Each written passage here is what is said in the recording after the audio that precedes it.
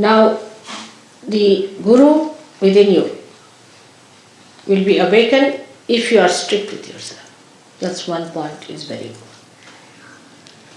Unless and until you are strict with yourself, the Guru will not be awakened with you. People who are lazy lumps, who cannot sacrifice anything, who are very fond of comfort, can never be Gurus. Take it. They can be good administrators, they can be anything, but never a Guru. A Guru should be willing to live the way he has to live. He should be able to sleep on stones. He should be able to sleep under any circumstances. Not that the disciple should force on him, but it should be his own nature that he can adjust himself. Comfort cannot crawl on a Guru. Now those who want your Guru principle to be awakened must know that you should not ask for comfort. Even for a thing like that, yesterday you saw the dancing. One has to do real tapasya. Intensive tapasya you have to do. You cannot learn even a thing like dancing without going into a penance about it. So a Guru has to go through a penance is important. Sahaja Yogi need not go, but a Guru Sahaja Yogi has to do it. We have to have penances. And the penance can be any kind of desire you have. Say, supposing you are very fond of food. Just don't eat the food that you want to eat. If you are very fond of sweet food, then eat something very bitter, raised to power 108. And if you are fond of some sort of a very, as Indians are sometimes, very spicy food, then eat so bland a food without salt.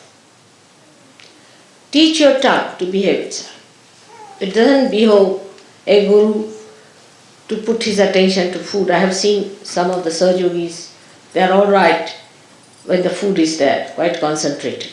But when it comes to the program, they have no concentration. It's a sad thing. Such people cannot be Gurus. They can be cooks, good,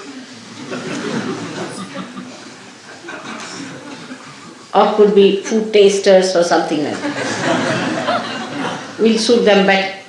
But if they have to be Gurus, they must learn to control their tongue and their desire. I mean, fasting is a good thing for such people. Fasting is very good. All the time they are worried, what are we going to have for lunch? What are we going to have for dinner? Such people cannot have their Guru principle awakened, neither they can be Gurus. So please be careful. The Guru must have control over the tongue. He must know when to get angry and when to be gentle. He must know what to say when, how much to say. That's why many Gurus have been more effective by not speaking. Silence is the best way you can help others. But when it comes to explaining Sahaja Yoga, you should speak. But I have seen with some people, they are very eloquent when it comes to nonsensical things. But when it comes to Sahaja Yoga, they don't know anything about Sahaja Yoga. So you have to be the master of Sahaja Yoga if you have to be a Guru. Not only in talking, but in your behavior, in everything. And the karamat is the, I don't know if you use charismatic word, charismatic they call it, or you say the one how to do it, how to raise the kundalini, how to put it at the sahasrara, how to break the sahasrara, all these things you must know how to spend your knowledge. It's Bini Yoga in Sanskrit. Guru principle is awakened in a person when he himself has achieved something. Imagine a half-baked Guru going along talking is a Guru. He'll end up as a disciple ultimately. So you have to be master of your own. But when the Guru principle comes in, you have to give it to others. It's a question of giving it to others. So you have to be at a higher level to give to others. Have to be at a very high level. If you are attached to money, if you are attached to food, if you are attached to mundane things of life, you cannot give. Now the higher state than that can be achieved, which is natural in me, but can be achieved, is that you don't have to have any dependence like that any rules and regulations. Like saying that I will have no worry about food, I should fast, this, that. It all ends up when you eat but don't eat. That state one should have. That you are eating the food, and if you ask, did you have your lunch? I don't know. Will you have your lunch? I don't know. Absolutely indifferent to the problems of the body. Where did you sleep? I don't know. What did you eat? What will you have? I don't know. This kind of a state is called the ateet state, where you go beyond. And whatever you do, you are doing it because it is to be done without paying any attention to it. It's automatic. Nothing is important. But this is, before becoming atita, you have to tell yourself, nothing is important. You see, is a avirbhava, as they call it, is a kind of a drama you have to put in. Oh, nothing is important, this carpet is not important, I should try to sleep on the cement.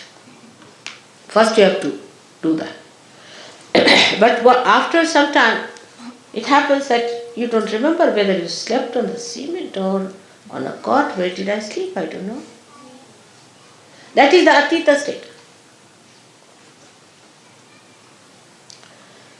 And that state is to be achieved now by many Sahajogis. In a state where you go beyond. Say there is somebody who is before you and you have to get angry. Alright, you give me left, right, nicely, and then you are smiling next moment. Did you get angry with that person? I don't know. Did I? Like Buddha once said something in one village, and there was a horrible fellow who got up and said lots of things to him. And when he went to the next village, the fellow felt that, oh, I should not have done that, left Vishuddhi perhaps. So went down and said, I'm sorry sir, I've said so, and I should not have said it. I didn't know you are the enlightened one, so it happened, so you forgive me. He said, when? When did you say it? He said, in the last village. Oh, everything in the last village I've left there alone. I don't know. That is the ateeta state you have to get.